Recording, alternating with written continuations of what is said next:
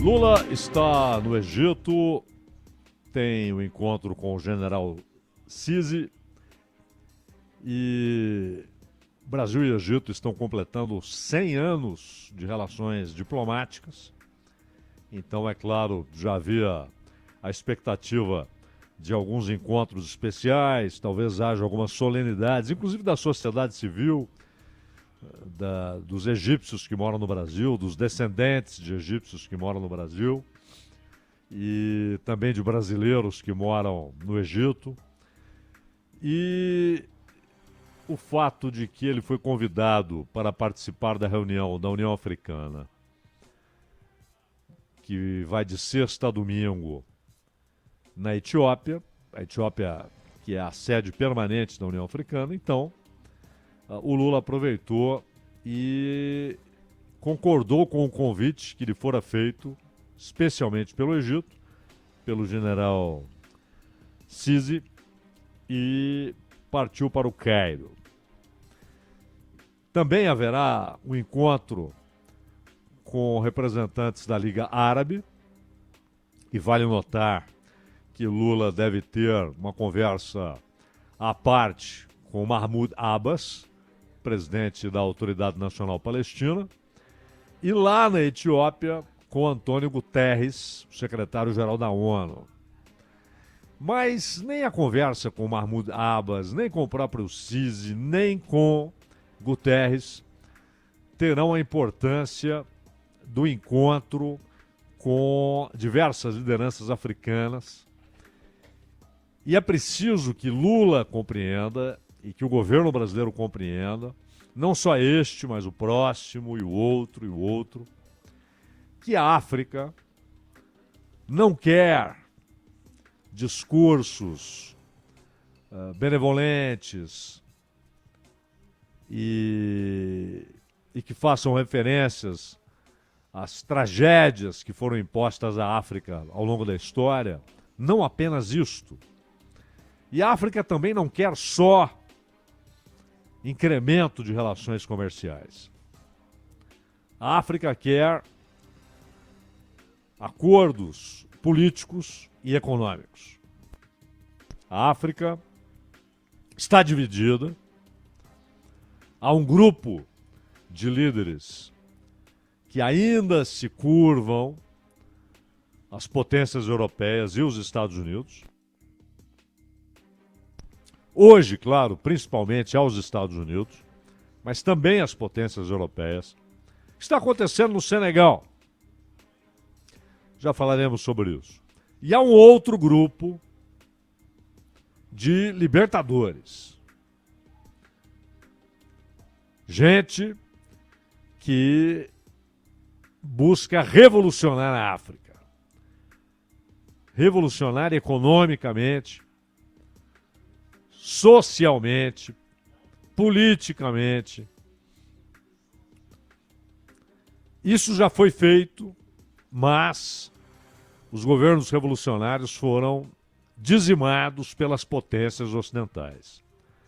O exemplo mais caro é o de Thomas Sankara,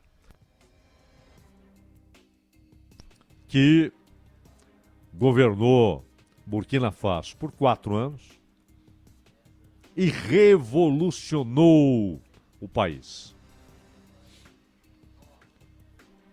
E ali onde estava o Alto Volta, nasceu Burkina Faso, a terra das pessoas dignas. Esse é o nome. É o significado desse nome. A terra das pessoas dignas.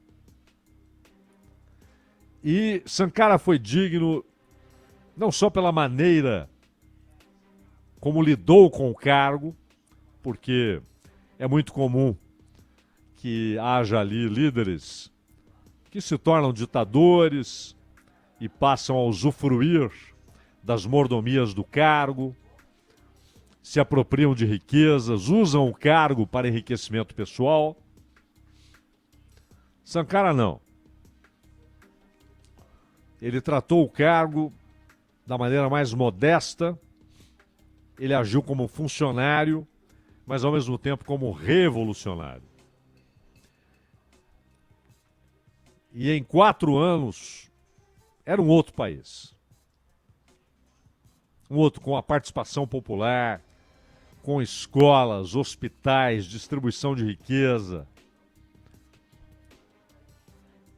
Fim das situações de miséria. E essa revolução foi feita em pouquíssimo tempo. Então mataram Sankara num golpe organizado pelos Estados Unidos e pela França, com participação, claro, de militares locais. Então não há a menor dúvida que o exemplo de Sankara, de Lumumba, lá atrás, também assassinado. Esses exemplos hoje inspiram alguns dos novos líderes africanos. É o caso do Ibrahim Traoré, que governa hoje Burkina Faso e que quer exatamente agir sob a inspiração do que fez Sankara. Vejam a reação do Níger. O governo alemão, o pusilânime governo alemão do senhor Scholz, disse o seguinte para o Níger: ou vocês rompem as relações com a Rússia, ou a Alemanha irá retirar a sua embaixada do Níger. E a resposta foi: para que precisamos da Alemanha? Se a Alemanha quer fechar a sua embaixada, se a Alemanha quer fechar a sua representação diplomática, se a Alemanha quer fechar, encerrar, interromper, suspender ou eliminar as suas relações conosco, que o faça. Não precisamos da Alemanha. A Alemanha só esteve aqui até hoje como exploradora de recursos naturais e como opressora política. Se quer fechar a embaixada, fecha agora. Tchau. Pegue o primeiro avião. Pegue o primeiro avião, senhor embaixador. E a Alemanha se surpreendeu com essa resposta, porque imaginava uma atitude de servilismo, de obediência, e a resposta foi não. Tchau, Alemanha, não quer ficar, suma daqui. O que está acontecendo no Senegal tem a digital do governo francês.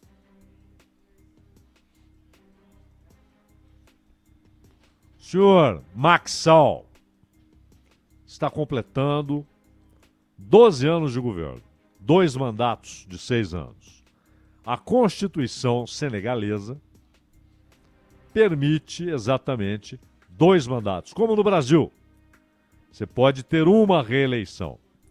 Não pode disputar um terceiro mandato consecutivo. Você pode depois, ficando um período de 6 anos pelo menos fora, você pode voltar a ser candidato, como no Brasil. Só que no Brasil 4 anos.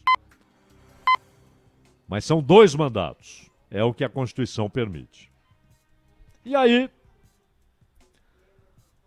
o governo corrupto, opressor de Macky Sall. Macky Sall que preside o Senegal desde 2012, que não pode concorrer a um terceiro mandato e que é aliadíssimo de Emmanuel Macron. Ele agora deixaria o governo. A eleição estava marcada para fevereiro, para este mês, dia 25. E agora, o governo anuncia, não poderemos fazer a eleição agora. E aí o Conselho Eleitoral falou, não, vamos marcar para o segundo semestre. Adiou a eleição. E há um medo pelo crescimento da popularidade de Ousmane Sonko, que já foi preso, inventaram algumas acusações contra ele, depois impediram sua candidatura. E Ousmane Sonko, ele defende que os soldados franceses caiam fora do Senegal. Ele defende que o Senegal mude a sua moeda, porque hoje é o franco. Sim, o franco que os franceses não usam há tanto tempo, desde a adoção do euro. Continuou como moeda manipulada, controlada em seu fluxo, em sua expansão, em sua retração monetária pela França, na África. O Macron fez o quê? Mudou o nome, passou para ECO. Olha que nome supimpa. Não muda nada. Franco, ECO, é o domínio monetário que é apenas um dos braços da dominação econômica e política da França em países africanos. Sobre países africanos. Então, o senhor Ousmane Sonko falou, não, nós vamos ter a nossa própria moeda. E não queremos saber de militares franceses no Senegal. E a popularidade dele crescendo. Ah, mas não pode ser candidato. A corrupta justiça eleitoral impediu. Não importa, é um movimento. E aí adiaram a eleição. E ficará no poder alguém cujo segundo mandato está chegando ao fim. São só 12 anos. Esse é o máximo, é o limite. 2 mandatos consecutivos. Pode voltar depois. Daqui a 6 anos, daqui a 12 anos. Mas não pode ter um terceiro mandato. E nessa novela, se empurram a eleição para o segundo semestre, será mais um ano, pelo menos. Do senhor Macky Sall, amicíssimo dos interesses franceses. Então a África se divide. E a eleição na África do Sul, país importantíssimo, pela sua relevância econômica, pela sua história, pelo seu tamanho, pela sua produção. A África do Sul terá eleição e a eleição sul-africana terá um papel muito importante nesse debate, nesse embate, nessa disputa entre políticos que estão sempre ali se beneficiando das riquezas produzidas pelo atendimento dos interesses de potências ocidentais, ou agora também da China. E aqueles que são libertadores, que querem revolucionar não só a economia, o poder político, mas as relações pessoais, as relações entre o Estado e os indivíduos, as relações entre grupos diferentes de africanos. E é nesse contexto, em meio a esse embate entre aqueles que apenas representam interesses de potências e aqueles que querem libertar a África. É nesse embate que ocorre mais uma cúpula da União Africana. E o Brasil precisa enxergar isso.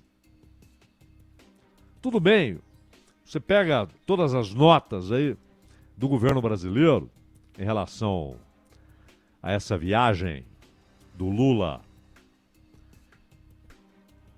São notas que tratam quase que exclusivamente de relações comerciais. Podemos aumentar as exportações, podemos abrir portas para empresários brasileiros.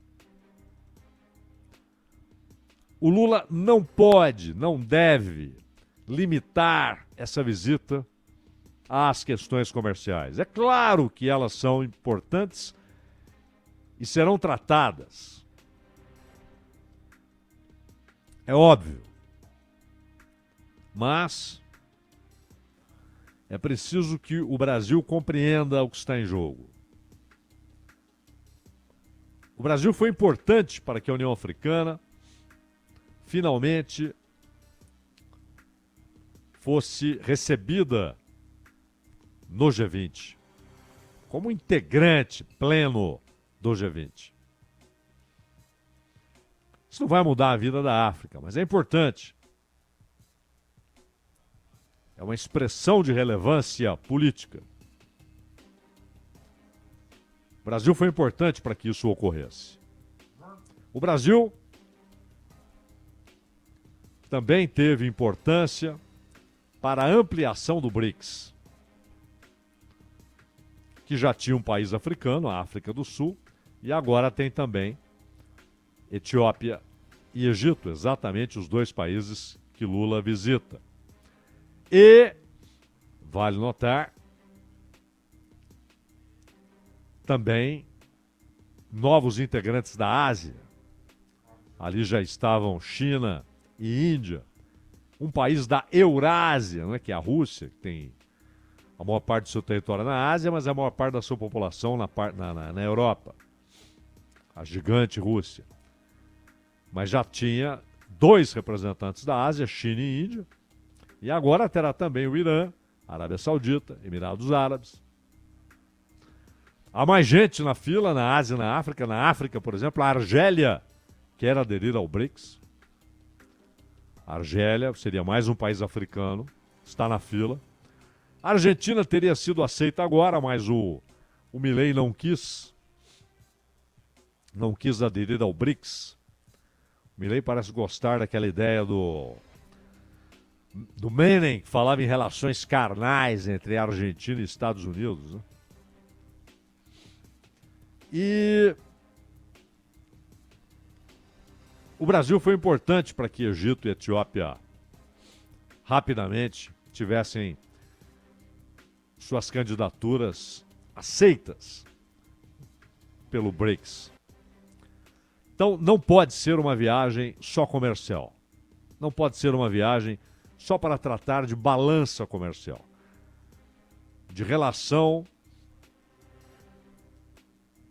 colocando no papel o que é importado, o que é exportado, quem tem superávit, quem tem déficit, quem pode reduzir o déficit, quem pode aumentar o superávit nas relações comerciais. É preciso incrementar relações políticas, mas aí não pode ficar no muro. Esse é o ponto. Porque há um embate interno na África. Há dois grandes movimentos.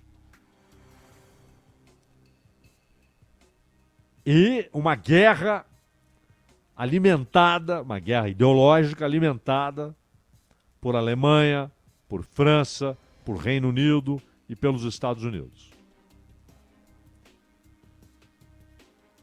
Há os que aderem aos interesses dessas potências, há os que enfrentam essas potências.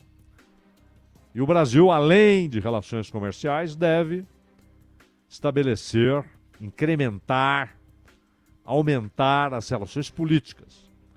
Mas aí não pode ficar no muro. É preciso um discurso claro, uma posição clara sobre qual desses lados tem o apoio político brasileiro. Tem a afinidade política brasileira. Isso é essencial. Só comércio não é suficiente. Nem é o que os africanos esperam. Eles esperam posição política daqueles que estão se aproximando desse continente formidável que é a África. Danilo Gobato.